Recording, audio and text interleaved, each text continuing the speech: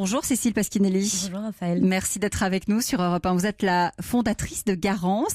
La marque est née en 2012. Vous avez eu, vous aussi, oui. comme évidemment Julie Meunier qui est avec nous, fondatrice des Frangines, un cancer du sein. Et vous vous êtes aperçue que vous alliez devoir changer votre garde-robe. Oui, alors moi j'ai été malade en 2010 et à l'époque j'ai eu notamment une mastectomie, donc on m'a donné une ordonnance pour aller chercher une prothèse externe. Et ce que j'avais pas compris, donc on m'a très bien expliqué à quoi ça ressemblait, à quoi j'allais ressembler aussi. En revanche, ce qu'on m'a pas expliqué à l'époque, c'est qu'il allait falloir refaire intégralement ma garde-robe, parce qu'une prothèse externe, c'est plus massif qu'un sein, c'est assez large, c'est une forme triangulaire, et donc ça dépasse forcément d'un soutien-gorge classique. Donc j'ai découvert qu'il fallait changer de soutien-gorge, changer de maillot de bain et que tout ça se trouvait pas dans le commerce un peu partout, que ça s'achetait dans des réseaux médicaux. Et justement, c'est en étant chez vous à la maison, quand vous étiez malade, que vous vous êtes dit je vais passer du temps aussi peut-être à dessiner, à commencer à réaliser des collections. Oui, c'était vraiment pendant mes traitements. En fait, je suis tombée malade au mois de mars. Et le premier été, je l'ai passé au bord d'une piscine à Antibes, pas loin de Nice. Et je me suis retrouvée dans un maillot de bain adapté, dans lequel je me suis vraiment pas reconnue, dans lequel je me trouvais pas jolie. Et perdre son image dans le miroir, en fait, c'est compliqué, d'autant plus quand on est en traitement. Et c'est là, pendant ces traitements, du coup, que je me suis dit, je dois pas être la seule. Et si je peux éviter à d'autres de vivre cette frustration qui est un peu la cerise encore sur le gâteau, ce serait bien. Donc oui, j'ai commencé à dessiner, comprendre aussi comment ça fonctionne, qui fabrique, enfin voilà. Elisabeth, c'est vrai que c'est important, la lingerie, on n'y pense pas comme ça, mais c'est essentiel pour une femme. Il y a énormément d'entreprises comme vous, comme vous, la fondatrice de Garance, qui se sont mises sur ce marché-là. Alors, à la différence de la marque de Garance, vous êtes présente dans les grands magasins. Là, moi, j'en ai trouvé énormément en ligne. Vous avez Intermed 2, c'est un réseau de vente à domicile, ce qui est pas mal aussi, la vente à domicile. Ça permet un conseil personnalisé, intime, mais aussi en ligne. Vous avez amoena.com, oncovia.com, bibi-bibi.fr.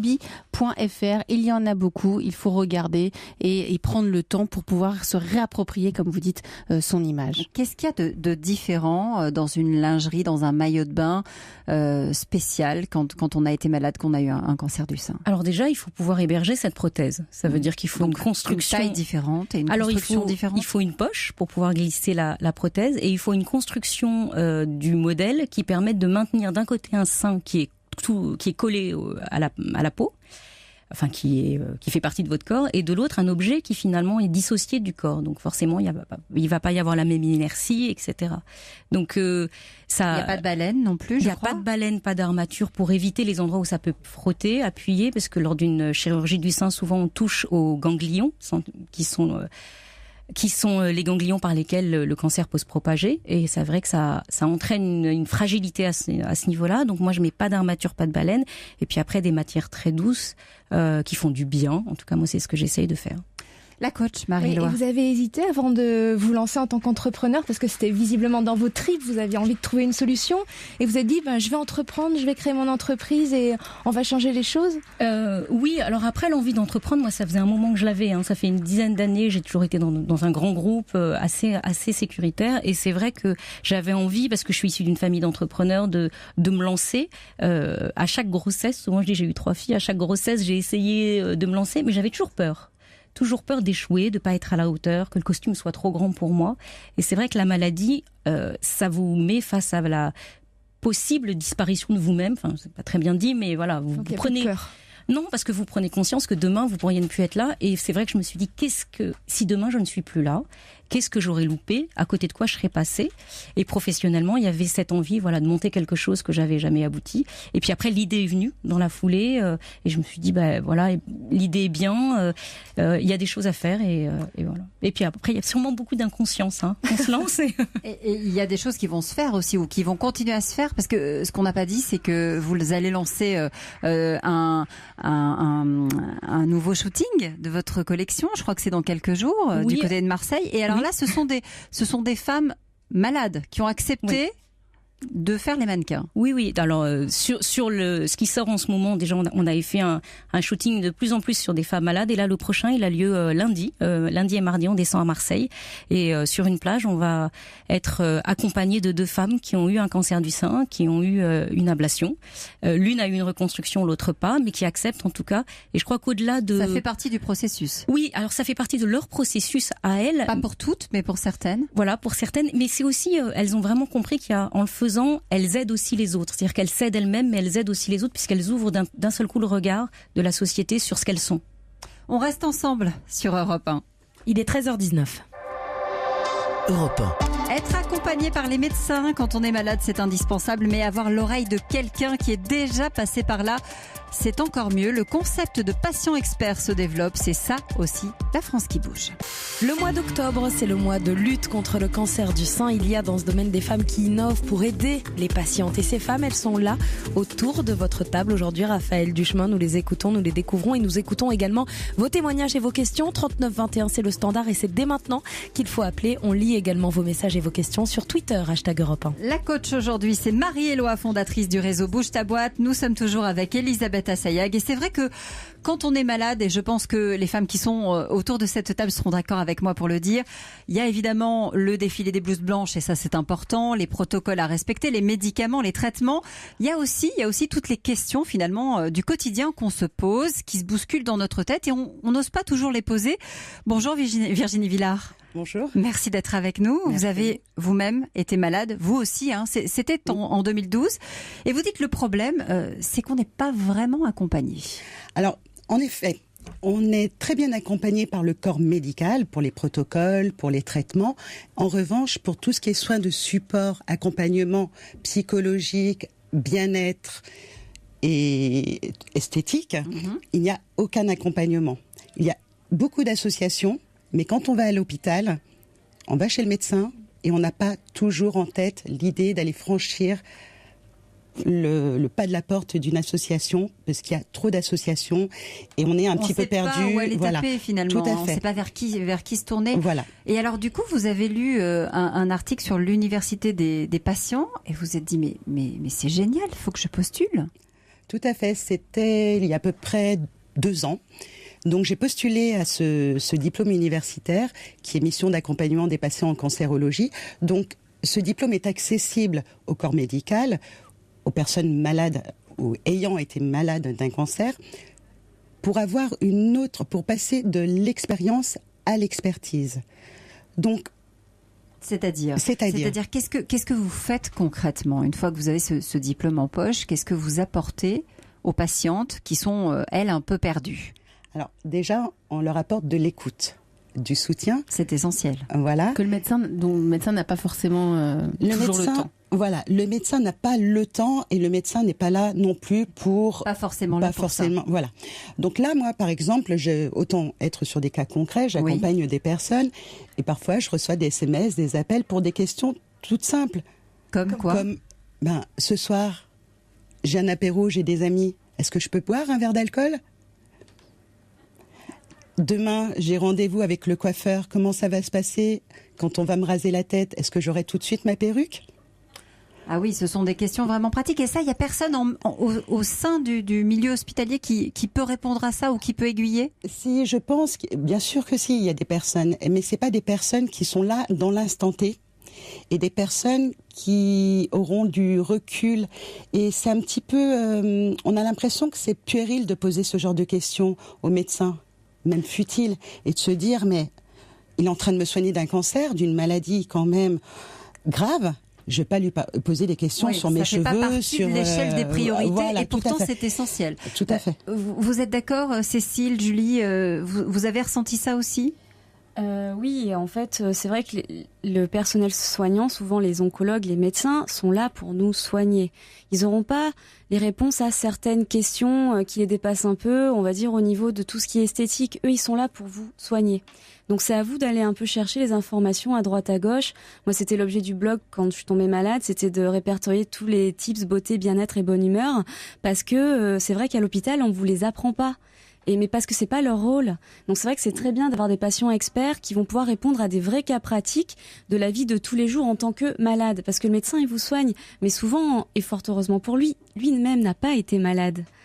Donc voilà, c'est en parlant avec, comme je vous disais tout à l'heure, ce lien qui est si fort entre nous, entre patients experts, on le ressent, oui. Elisabeth, on disait le patient expert, c'est important, c'est un diplôme. Il y a effectivement toutes les associations aussi qui permettent aux femmes de se rencontrer, de se parler. Heureusement, et ça existe. Vous avez notamment une association que vous connaissez peut-être, c'est Jeunes et Roses.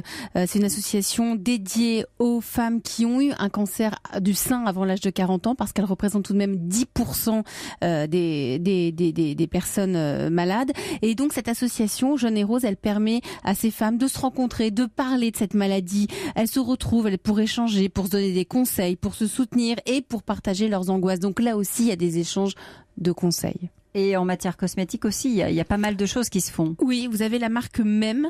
C'est la première gamme dermocosmétique qui est destinée aux femmes concernées par le cancer. On trouve des produits qui sont composés à 90% d'ingrédients d'origine naturelle. Marie-Éloi ? Ouais, c'est extraordinaire d'être aux côtés des femmes qui ont le même besoin finalement que vous avez aussi connu. Et je voulais savoir, est-ce que vous êtes rémunérée pour ça ? Par qui ? Par l'hôpital ?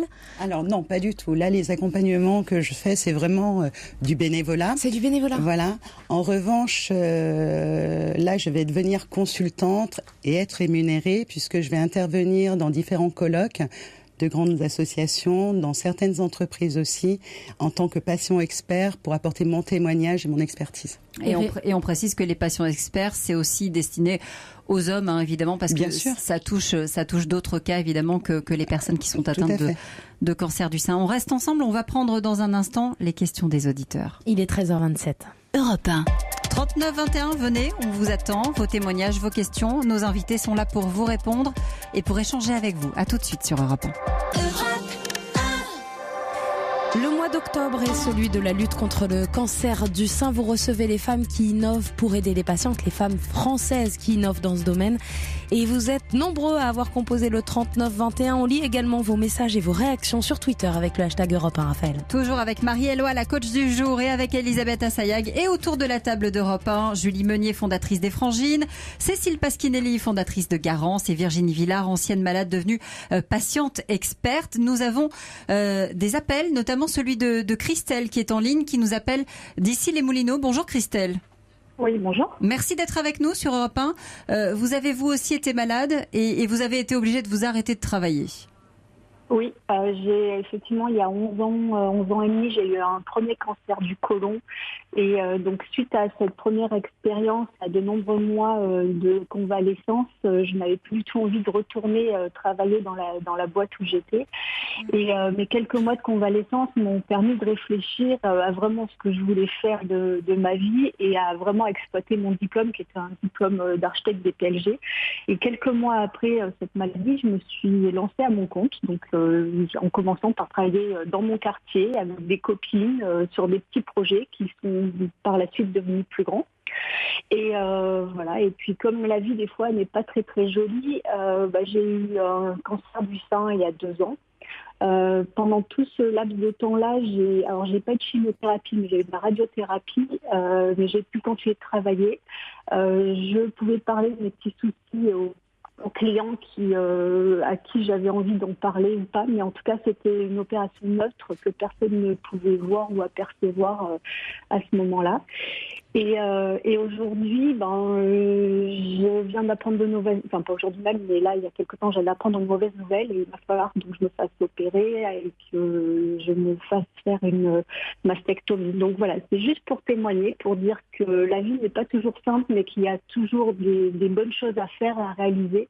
Et le fait de m'être lancée à mon compte m'a permis de me réaliser complètement, d'avoir de l'autonomie, d'être peut-être plus sûre de moi à différents moments de vie et d'arbitrage. Et puis, c'est pour rejoindre un petit peu ce que disait une intervenante tout à l'heure dans l'émission, ce qui est difficile, c'est quand on cherche des financements d'entreprise. Alors moi, c'était pas mon cas, j'avais pas trop ce problème-là. C'est Julie qui nous disait ça tout à l'heure, qui a été obligée de se tourner vers le crowdfunding. Est-ce que vous vous retrouvez dans le témoignage de Christelle? Merci beaucoup Christelle de nous avoir appelé. Est-ce que vous vous retrouvez dans ce qu'elle dit? Est-ce que ça vous a donné aussi de la force de vous lancer dans une entreprise, Cécile? Oui, enfin moi c'est ce que je disais tout à l'heure. C'est vrai que la prise de conscience de la possibilité que demain on peut plus être là, forcément ça fait réfléchir à quelle trace on a envie de laisser aussi après, parce que voilà, la vie à un moment va s'arrêter, donc ça donne la force de réaliser des choses qu'on n'osait peut-être pas réaliser. Enfin, en tout cas, moi, je l'ai aussi vécu, donc oui, je me retrouve dans ce témoignage. Julie, j'ai une question pour vous qui nous est posée sur le Twitter d'Europe 1 avec le hashtag Europe 1, c'est Vino Nostral, et qui nous demande la sécurité sociale participe ou est-ce qu'elle pourrait participer à un remboursement partiel des perruques? On en est où sur ce point-là? Alors aujourd'hui, il va y avoir du changement, certainement d'ici la fin de l'année. On espère que d'avoir des nouvelles de Madame Buzyn. C'est vrai que cet été, elle a promis certaines choses. Ministre de la Santé, oui. Oui. Et en fait, aujourd'hui, il y a 125 € qui sont remboursés pour les perruques. Et avec un accord préalable, on peut avoir droit à une deuxième fois 125 € dans l'année si on en fait la demande à la sécurité sociale. Oui, il y a aussi des réseaux d'entraide, hein, on le précise, Elisabeth, concernant les perruques. Il y a pas mal de choses qui ont été inventées. Énormément. On a beaucoup innové. Vous avez par exemple l'association Joséphine pour la beauté des femmes qui a lancé il y a 3 ans l'opération Les perruques de Joséphine. Hein. L'idée, bien, c'était de collecter des perruques d'anciennes patientes pour pouvoir les redistribuer et en faire bénéficier d'autres femmes. Vous avez aussi des sites communautaires comme Mon Réseau CancerDuSein.com ou rose-association.fr qui offrent des espaces d'entraide sur lesquels on peut se procurer des perruques. Et puis j'ai relevé une petite initiative discrète comme Patricia, coiffeuse à Nevers. Ça a été relayé ce matin dans le journal du Centre, qui elle a redonné le sourire à l'une de ses clientes, Louise, une de ses clientes atteinte d'un cancer du sein. Dès qu'elle a commencé à perdre ses cheveux, elle a choisi la perruque Patricia a choisi la perruque qui ira le mieux à sa cliente, à Louise, selon son style, selon sa couleur de cheveux. Et quelques jours plus tard, donc sa cliente a reçu le cadeau dans sa boîte aux lettres. Il y a des petites initiatives discrètes qui sont bonnes à souligner. Marie-Éloi? Je voulais juste dire à quel point je suis heureuse de voir des femmes entrepreneurs en plateau, d'autant plus qui ont été malades auparavant, parce que c'est tellement porteur d'espoir et d'exemple pour toutes celles et tous ceux qui vous écoutent. Vous montrez la voie, donc continuez à vous rendre visible, parce que c'est comme ça que ça donnera envie à d'autres de se dire finalement j'ai plus rien à perdre, et puis j'y vais, je fonce, je crée ce qui me tient vraiment dans mes tripes, et puis ça peut marcher. Donc rendez-vous visible comme vous le faites, parce que ça va donner envie à plein d'autres de faire la même chose que vous. Merci. On a plusieurs appels, hein. On a notamment une jeune femme qui nous appelait tout à l'heure de Marmande, qui nous dit moi aussi j'ai créé des turbans parce que j'ai été aussi atteinte d'un cancer et j'ai eu envie de me lancer. On sent qu'une fois qu'on a vécu quelque chose, on en parle mieux, on sait agir, on sait exactement où il faut aller. Est-ce que c'est ça aussi qui vous a donné envie de faire pour aider finalement? Je pense qu'il y a ça, mais il y a aussi, pour en revenir aux patients experts, c'est que il y a beaucoup de choses qui se sont libérées depuis. Moi, j'ai été malade il y a déjà 8 ans, et on ose maintenant encore plus, on ose exister, on ose parler, on est écouté. Il y a un diplôme universitaire maintenant qui existe, qui valorise tout ça. Et puis en tant qu'ex-malade, je pense qu'on ose aussi, on est jeune aussi, je pense qu'on a été touché jeune par la maladie, donc après on a beaucoup d'énergie, beaucoup de capacités aussi professionnelles, et on a la capacité de développer des choses. Peut-être que précédemment, il y a une quinzaine d'années, quand on tombait malade, après on s'investissait, je veux pas caricaturer, mais plus dans les associations, parce qu'on on était touché un petit peu plus âgé en âge. Donc il y a toute cette génération qui arrive, qui est assez jeune et qui a plein de choses à prouver, plein de choses à faire, et on est écouté en plus, donc faut y aller, quoi. Et avoir un échec, c'est plus forcément tabou aussi. Non, complètement. On apprend. Moi, c'était une de mes grosses craintes, c'était d'échouer. En fait, je me rends compte à quel point j'ai tissé un autre réseau. J'ai développé d'autres compétences qui demain me serviront quoi qu'il arrive. Je voudrais vous lire quelques témoignages, quelques messages qu'on a reçus. Celui d'Alain qui nous dit « Moi, je suis PDG d'une entreprise, je développe des produits de lingerie adaptés au post-opératoire. Nous sommes à l'écoute des jeunes créatrices qui souhaitent créer leurs produits. » Donc, on sent qu'il y a quelque chose qui est en train de se passer. Merci beaucoup, Alain, de nous avoir appelés. On a aussi un témoignage d'Hélène qui dit « Il est demandé aux femmes de porter un soutien-gorge en coton pendant la radiothérapie, mais ça n'existe pas. Je conseille aux femmes de mettre un mouchoir en coton aseptisé à repasser au fer à vapeur entre la peau et le soutien-gorge et ça remplace. Bah si, ça existe, n'est-ce pas? Voilà. Donc c'est bien. Garance, je peux le dire. Garance, voilà, on a la solution. Oui. Psychaire, dont je vous parlais à l'instant, Emmanuel, qui nous appelait donc de Marmande et qui est psychologue, qui a perdu ses cheveux à la suite d'une chimiothérapie, qui dit voilà, j'ai créé moi aussi des turbans. Et puis Marie-Thérèse à Longeville-sur-Mer qui nous dit j'ai eu un cancer du sein il y a plus de 30 ans, j'ai donc une prothèse externe. Le problème reste celui des soutiens-gorge. Je suis obligée de passer par une marque médicale fabriquée en Allemagne. Je n'ai pas le choix. Si, Marie-Thérèse, vous avez le choix désormais. Il y a des nouvelles marques qui se font. Cécile, vous êtes même vendue aujourd'hui en grande surface. On peut vous trouver. Hein. Oui, puis c'était vraiment ce que je voulais, c'était démédicaliser cet achat et donner à la femme la possibilité de choisir. Quand on est malade, il y a plein de choses qu'on arrête de choisir. On choisit plus son agenda. On choisit pas forcément les protocoles. Peut-être plus aujourd'hui, on est un peu plus écouté. Mais je voulais justement que lors de cet achat, elle puisse aller où elle le veut, que ce soit sur Internet, que ce soit en boutique. Donc oui, on travaille avec notamment, alors je ne sais pas si on peut les citer, mais voilà, je suis distribuée dans certains Monoprix. J'aimerais qu'il y en ait encore plus parce que c'est ça qui est important. On espère que parce le que message quand on va le dit, passer après elle le cherche parfois et on n'est pas dans celui qui est à côté de chez elle. Mais on peut vous retrouver en ligne et il y a d'autres marques françaises, je tiens à le préciser, qui sont aussi sur le secteur. C'est français aussi, c'est les Frangines. Et puis on espère qu'il y aura de plus en plus de patients experts parce que c'est important l'écoute. On l'a compris aujourd'hui en vous écoutant. Merci toutes les trois d'être venues sur Europe 1.